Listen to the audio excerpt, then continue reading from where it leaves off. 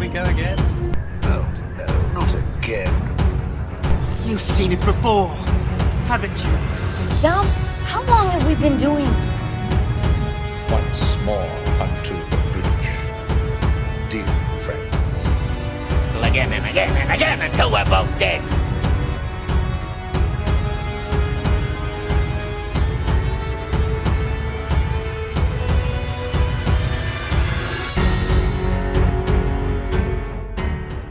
Hello and welcome to You've Seen It Before, movie reviews and connections in mind. Captain Marvel is the latest addition to the Marvel Cinematic Universe, and it stars Brie Larson as Captain Marvel / Carol Danvers / Veers, and this story serves as an introductory to her character.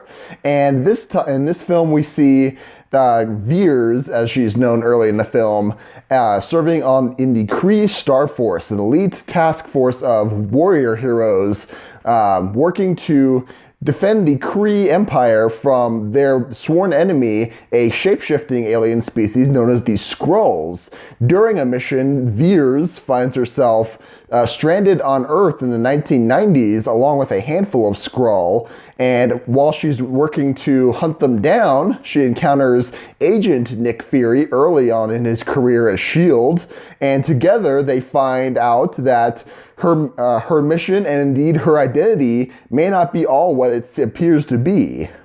Now, this video review will contain spoilers of Captain Marvel, as well as certain other films and TV series that I will provide a full list in the description below. However, I will be doing my spoiler-free review of this film and reaction to this film firstly, and then stick around and I'll be doing my spoiler-filled analysis later. So just a reminder that there will be spoilers in this video. However, first off, I will say my reaction to this film overall, as well as a part of the Marvel Cinematic Universe, is positive. The Marvel Cinematic Universe has yet to produce a dud of a film, and this certainly continues that trend. It is far from being a bad movie, far from it. It is a perfectly good film. It is a good introduction film. It is a solo origin film as well. The first one, I believe, since Doctor Strange in 2016. So it has been a while since we've seen a solo introduction in the film. I don't count Spider-Man Homecoming because Spider-Man was already introduced in Captain America Civil War, so we got to see a little bit about him in that front. So on the front of solo origin films in the Marvel Cinematic Universe, I believe this stacks up comparable to Doctor Strange and the other solo origin films of, let's say, the Phase 1. Captain America, Thor, the Incredible Hulk, even the first Iron Man, I would say. This definitely stacks up against them. However, this does have some things working against it as an origin film. For instance, those first MCU films, those first origin films of the core Avengers, they didn't have nearly as much universe to anchor themselves, so they had to rely more on their own core stories. Whereas Captain Marvel, I feel, leans a lot more heavily on the universe that has already been built around this cinematic universe, from the conflict between the characters of the Kree and their relationships with aliens in the galaxy, the fact of S.H.I.E.L.D. and its organization, and how that stacks up. I feel like that leans a little bit more than it probably should as a standalone film. So I feel like if you were to take this film solely on its own, I would say it wouldn't hold up as strongly as some of those other origin films. However, that all being said, I would say the character of Carol Danvers / Captain Marvel is definitely a good character to hang out with. She does grow on you eventually. I will say, even though it is part of her character to be emotionless, or at least under control of her emotions, for the first 2/3 of the movie, honestly, it really doesn't really come out that way. And even when she's trying to do some quips, with her fellow characters during this film early on, and as she proceeds to go through Earth, her delivery just falls flat, and she's just kind of going through the motions. And I believe that is part of her character, but it doesn't really feel right, if you know what I mean. And that might hamper things a little bit. It does pick up more, and she does improve in the final third of the film, I would say. However, that first 2/3, in every aspect, honestly, the last third of the movie is much better than the first 2/3. The first 2/3 of this film is kind of a slog, actually, from building up characters, trying to figure out the chemistry between characters that we've never heard of before, never met before now, and even the meeting between Carol Danvers and Nick Fury, their initial relationship, they don't really give a lot of time to develop it, or as much as they probably should have. So that, to me, maybe didn't work as well as it could have. It still works in the context of the film. However, I think that could have been done a little bit better. I don't know. That's just me. Overall, I would say this film is definitely worth your time in the theaters.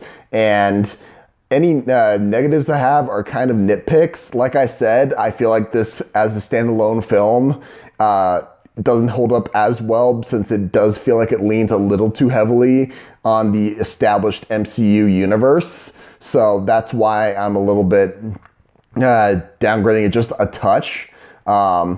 But overall, I would say this is definitely a fun time. The action, like I said, is really all in that last third, and it is a great last third of a movie. It's just a shame that first 2/3 doesn't have nearly as much to hold your interest as that last third. So those are my spoiler-free thoughts on Captain Marvel. Now, here's when I will warn you that I will be getting into my spoiler-filled analysis. So if you have not seen Captain Marvel yet, or any of the films or TV shows that I have listed down below, stop at this point. I will be going into full spoilers from here on in. So with that being said, and without further ado, let's get into my spoiler-filled analysis. So the character of Carol Danvers, as I said before, she has no as it is established, she has no memory of who she was prior to 6 years ago, and we as the audience can know that she's from Earth, or at least we would know if she is. We've seen the previews, honestly, so we can kind of guess that she is from Earth, and she has flashbacks of her previous life in dreams, and where you can tell that she was an Earth pilot in the Air Force at the time. And then over the course, when she's on Earth and with Nick Fury, she has to confront the reality that she is a human from Earth and with a past, and she was caught up in all these events.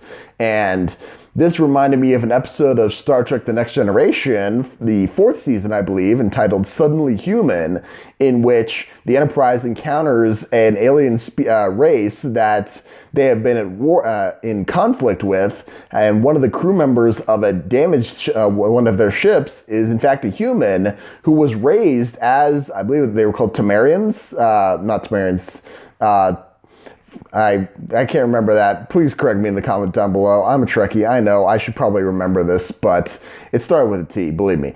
So anyway, this human character was raised as one of these aliens, and he doesn't believe that he is a human, but he is confronted by his tragic past and has to come to grips with the reality that he is a human, and his past is filled with the fact that his parents were killed in front of him, and this alien race essentially abducted him from his dead family, and raised him as one of their own, and they have to come to grips in that. So a brief character comparison there. Plot-wise, there is the twist that that Carol Danvers is working for the Kree Star Force and against the Skrulls, because she believes that the Skrulls are a bloodthirsty enemy that need to be destroyed. However, it is revealed that the Skrulls are in fact just refugees in search of a home, and the Kree Empire is trying to wipe them out because they will not submit to Kree rule. and Danvers has to come to grips with the fact that she's been fighting the wrong enemy this whole time, and the side that she's been on is in fact the real enemy. This is similar, I believe, to the movie Oblivion with Tom Cruise, where it's revealed that the people that he's hunting, or the enemy that he is encountering in the first about half of the film, is in fact human refugees on Earth, and he is in fact an agent of an alien device that is using him against his own people. So the real enemy was the intelligence that he was working for this entire time. So there's an interesting comparison as well. And finally, I would say this is a trope that you've seen a bunch of times, but a more recent example of a character who discovers their true power without the limitation of something, and they discover the true power within themselves, like Carol Danvers does when she comes to grips with the full force of her powers, is reminiscent to Thor Ragnarok, in which Thor comes to grips with him losing his hammer, which he believes was the source of his power, but it turns out that it was just channeling his power, and it was even in some ways holding his powers back, and he was able to channel the power through himself and essentially become even more powerful than he was before. So there's an interesting comparison there. So overall, I would say this film definitely did good. These are similarities that you can kind of overlook. Some things that might get in the way, as I hinted about in my spoiler-free review, is this over-reliance of leaning on the MCU established universe, and some things that we've already established in earlier films come back in this film. The fact that this is set in the 1990s, with the exception of the Captain America, the Winter Soldier, and bits of both Guardians of the Galaxy films, this is the earliest that we've seen a film in the MCU, and they sometimes go against canon in established canon for certain things. For instance, Nick Fury references SHIELD, the acronym SHIELD for his agency, even though in the first Iron Man, it's seen that Coulson is blurting out the entire name, and they only just comes up with the acronym at the very end. So that's something that can be kind of annoying. Another thing that I was kind of bothered by was the logistics of how the Tesseract managed to get in the possession of Professor Marvel when it was discovered by Howard Stark at the bottom of the ocean in 1945. Where was it during that time? Explain that somehow. We're not going to get an explanation, I think, but hey. So it's these kind of details that nitpick. Also, while the effects are actually pretty decent, I do think that they hold up as well as any of the MCU films in the last 5 years or so. The one thing that I was kind of bugged by was the shot that from the trailers also, but this shot from the trailers and the final battle when Captain Marvel is flying upwards towards the Kree battle fleet, and she is using her proton blasts to destroy these Kree fighters going upwards that are coming down towards her. I felt like that's almost either an homage to the first Avengers film when Tony Stark is flying up towards the portal and shooting down the Chitauri attack craft, or they just decided to be lazy and use the same exact CGI framework and just put in new visuals for that. I'll do a side-by-side right here. You tell me which is which. Also, I will say, I don't have a picture of it, I don't think, but the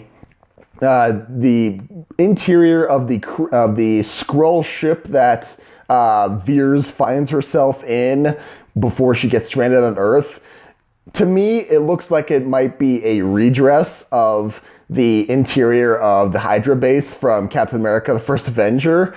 I don't know, that could just be me, but they look incredibly similar, and it's these little details that can kind of bug me and may bug you as well, but those are my minor nitpicks. Overall, I really enjoyed this film. I highly recommend seeing it. I would definitely see it, especially for its connections and teasers for the upcoming Avengers Endgame.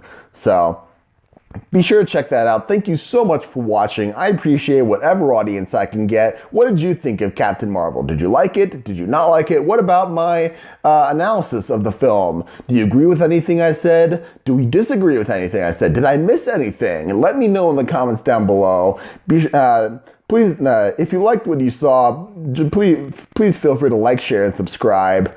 As I said, I appreciate whatever audience I can get. You guys are great. And just remember, there is nothing new under the sun. And yes, you have seen it before.